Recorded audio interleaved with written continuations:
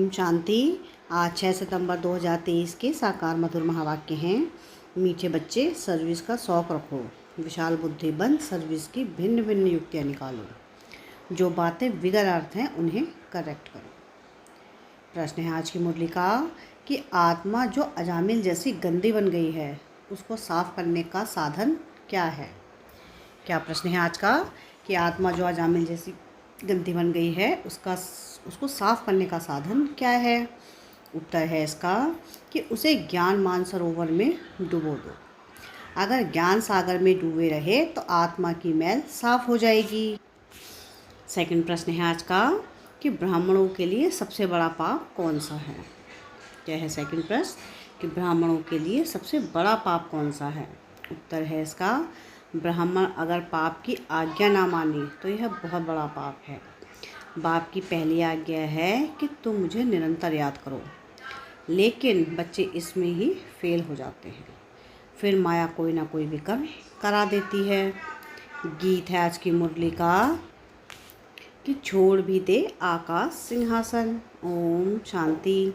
बच्चों की बुद्धि में क्या आता है, कौन आया है, बाप, टीचर, सदगुरु। माता पिता अक्षर तो जरूर चाहिए। माता पिता अक्षर भारत में प्रचलित है। तुम माता पिता, हम बालक तेरे, पीछे तुम कह सकते हो बाप दादा। वैसे तो माता पिता में बाप दादा आ जाता है, परंतु नहीं, यह समझाने का तरीका है। क्योंकि बाप है, माँ भी जरूर चाहिए। अब माता पहले कौन है, यह है गुह्यते गुह्य बात जो कोई समझ न सके। क्या प्रजापिता ब्रह्मा होने से ही भी माता चाहिए। प्रजापिता ब्रह्मा के साथ कोई प्रजापत्नी भी चाहिए। नहीं, प्रजापत्नी नहीं चाहिए, क्योंकि यह मुख वंशावली है, इसलिए ब्रह्मा की पत्नी कोई हो नहीं सकती। यह बहुत गुह्य और गंभीर बातें हैं। इसे समझने और धारण करने के लिए बुद्धि चाहिए। यह एक ही बाप है जो बच्चों के सम्मुख आते हैं। तुम तो समझते हो कि माता पिता बाप दादा सम्मुख आया है। बच्चे बाहर में सर्विस करते हैं। सेंटर्स पर जो रहते हैं वह यह नहीं समझेंगे कि माता पिता बाप दादा सम्मुख आए हैं। वह समझेंगे फलानी बीके व ब्रह्म कुमारी आई है, यह मम्मा एडॉप्ट की हुई है। सबसे लकी सितारा जगदम्बा है।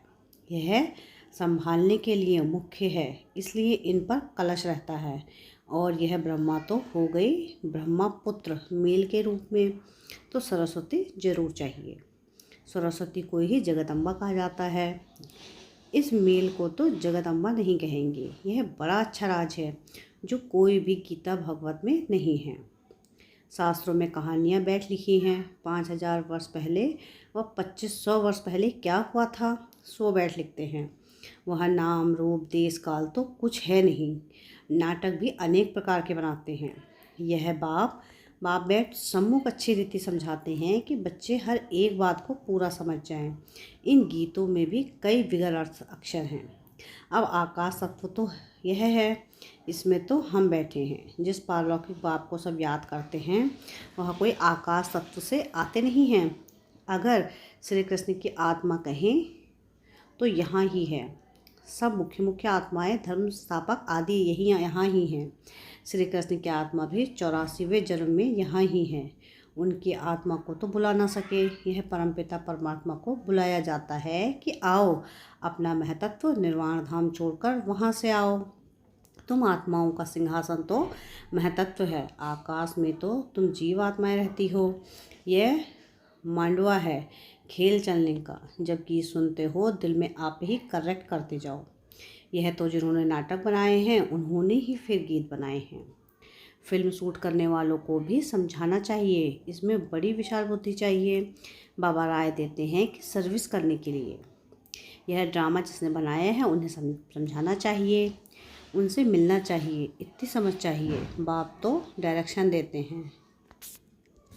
बाप को तो जाकर नहीं पूछना है।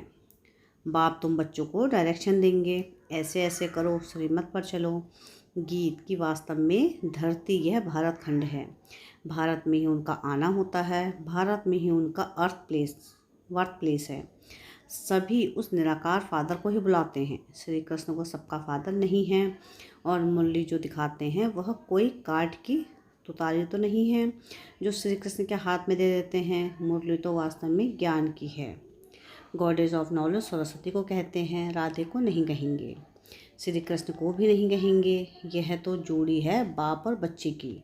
सरस्वती को कहा जाता है गॉडेस ऑफ नॉलेज, तो जरूर प्रजापिता ब्रह्मा पुत्र भी गॉड ऑफ नॉलेज होना चाहिए। इसलिए ब्रह्मा के लिए तो गाया नहीं जाता है, गॉड इज़ नॉलेजफुल कहा जाता है। ब्रह्मा नॉलेजफुल नहीं, गॉड इज़ नॉलेजफुल। परमपिता परमात्मा ज्ञान सागर है, तो ज़रूर अपने बच्चों को ज्ञान देंगे। पहले पहले इसमें प्रवेश कर इन द्वारा दूसरों को देते हैं। इसमें सब लकी सितारे आ जाते हैं। ज्ञान सूर्य, फिर ज्ञान चंद्रमा, यह ब्रह्मा हुए। फिर चाहिए ज्ञान चंद्रमा के नज़दीक एक सितारा जो चंद्रमा के सामने खड़ा रहता है, वह बहुत तीखा होता है। उनको ज्ञान लकी सितारा कहेंगे। उनका नाम सरस्वती रखा हुआ है। सरस्वती बेटी हो गई ना, यह तो बाग भी हुआ, बड़ी नदी भी हुई, बहुत बड़ी नदी है। सब नदियों का मेल सागर में होता है, सागर और नदियों का मेल होता है। सरस्वती भी सागर में मिलती है, उनका मेला नहीं लगता है।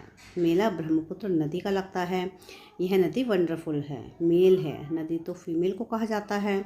यह गोया राज बहुत समझने लायक है, परंतु यह बातें पहले पहले कोई को नहीं बतानी चाहिए।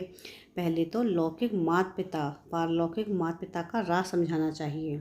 लौकिक माता पिता से अल्पकाल षड्भंगुर सुख का वर्षा मिलता आया है, यह तो पक्का याद रहना चाहिए। दूसरा कोई तो बाप का राज समझा ना सके, वह तो जानते ही नहीं हैं। गाते हैं कि तुम माता पिता हम बालक तेरे। अब पिता सर्वव्यापी है तो माता कहाँ गई, यह समझने की बात है ना। माता पिता चाहिए ना, माता पिता कहा जाता है निराकार को, परंतु यह समझते नहीं हैं कि इनको माता पिता क्यों कहा जाता है।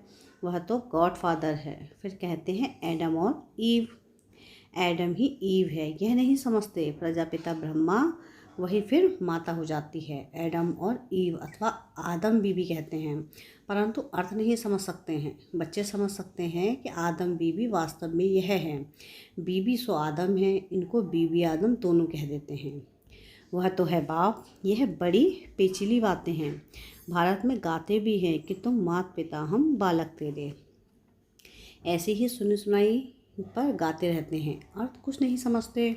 सतयुग को बहुत दूर ले गए हैं, लाखों वर्ष कह देते हैं। लॉन्ग लॉन्ग भी कितना, कहानी तो नज़दीक की ही सुनाई जाती है। तुम समझा सकते हो कि लॉन्ग लॉन्ग एगो यानी 5000 वर्ष पहले इस भारत में देवी देवताओं का अखंड अटल सुख शांति में राज्य था, और कोई राज्य नहीं था। यह अक्षर कोई विद्वान आचार्य कह नहीं सकते। देवी देवताओं का राज्य था। मालूम होना चाहिए कैसे स्थापन हुआ, लक्ष्मी नारायण कैसे बने, कैसे उनकी राजाई स्थापन हुई। उनके पहले तो कलयुग था, बरोबर कलयुग का अंत अब है, और कलयुग के बाद फिर सतयुग होगा। सतयुग सामने आ गया है, जो लॉन्ग लॉन्ग था वह सामने आ गया। 84 जन्म लेते लेते अब कलयुग का अंत आकर हुआ है। अभी तुमको कहेंगे कि 5000 वर्ष पहले इन लक्ष्मी नारायण का सतयुग में राज्य था, अभी नहीं है। अभी टाइम आकर पूरा हुआ है, फिर से लक्ष्मी नारायण का राज्य स्थापन हो रहा है। यह तुम्हारी बुद्धि में है, जिसके लिए तुम पुरुषार्थ कर रहे हो। यह है समझाने की बात। यह तो सच्ची गीता आदि इसलिए लिखी जाती है कि कोई पढ़कर रिफ्रेश होते रहे।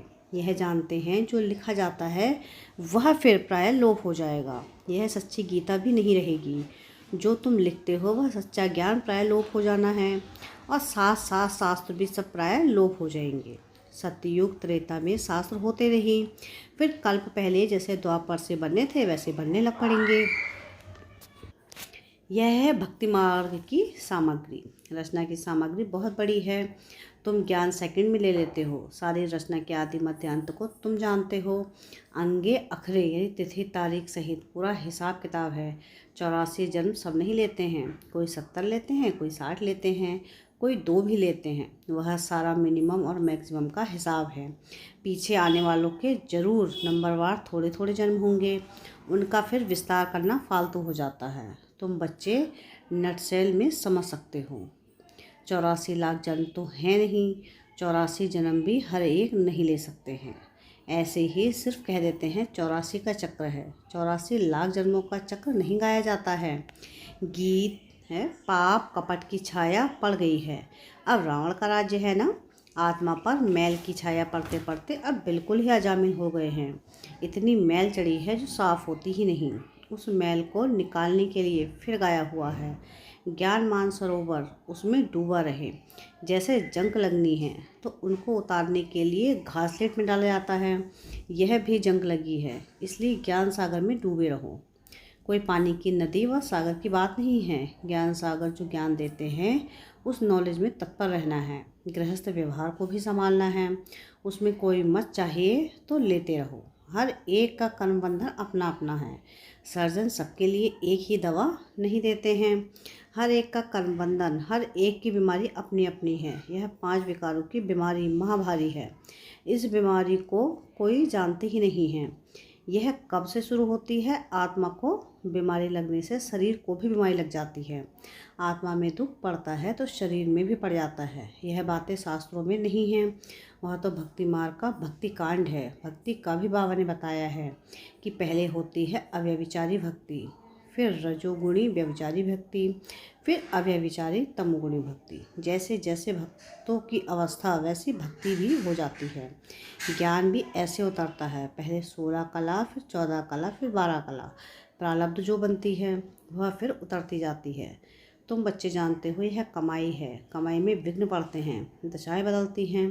पूछते हैं हमारे ऊपर कौन सी दशा बैठी हुई है, फिर वह लोग बतलाते हैं। इस अच्छी कमाई में भी बच्चों पर दशाएं बैठती हैं। कोई पर राहु की दशा बैठती है, काला मुँह कर लेते हैं। बृहस्पति की दशा थी, फिर माया ने थप्पड़ लगाया तो राहु की दशा बैठ गई। काम में गिरा और फट से राहु का ग्रहण लगा, ताला बंद हो जाता है। यह है गुप्त कड़ी सजा।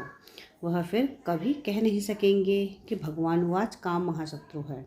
सन्यासी भी काम महाशत्रु के कारण ही स्त्री को छोड़ चले जाते हैं। यह भी निवृत्ति मार्ग की पवित्रता भारतवासियों के लिए अच्छी है। भारतवासी ही पवित्र से अपवित्र बनते हैं तो उनको थमाने के लिए यह सन्यासी हैं। मरम्मत के लिए यह पवित्रता है। पवित्रता की ताकत से ही सृष्टि इतना चलती है। अभी तो वे भी पतित बन पड़े हैं, तुम्हें उनकी भी सर्विस करनी है। सर्विस का तुम बच्चों को बहुत बहुत शौक़ रहना चाहिए। बेकायदे कोई भी चलन नहीं चलनी है, बल्कि पुरुषार्थी हो। संपूर्ण तो कोई नहीं बना है, कुछ न कुछ पाप होते रहते हैं। बाप की आज्ञा ना माना यह भी बड़ा पाप है। बाप का फरमान है निरंतर मुझे याद करो। जानता हूँ कि कर नहीं सकेंगे, परंतु तुम पूरा पुरुषार्थ ही नहीं करते हो।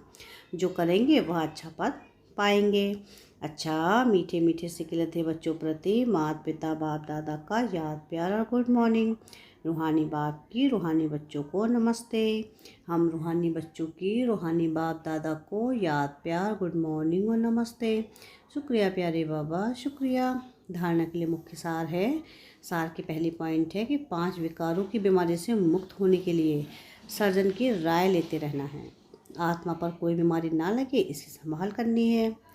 सेकंड पॉइंट है कि सच्ची कमाई करनी और करानी है। कोई भी बेकायदे चलन नहीं चलनी है।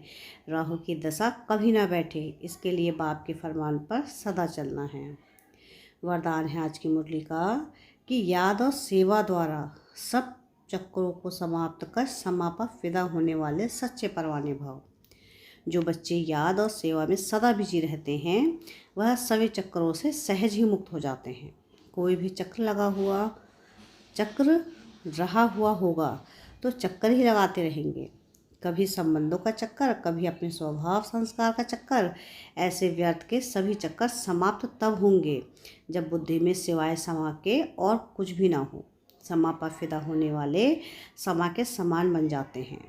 ऐसे फिदा होने वाले अर्थात समा जाने वाले ही सच्चे परवाने हैं। स्लोगन है आज की मुरली का कि जो सच्चे पारस बने हैं उनके संग में लोहे सदृश आत्माएं भी सोना बन जाती हैं। क्या है स्लोगन आज का? कि जो सच्चे पारस बने हैं उनके संग में लोहे सदृश आत्माएं भी सोना बन जाती है। अच्छा, ओम शांति।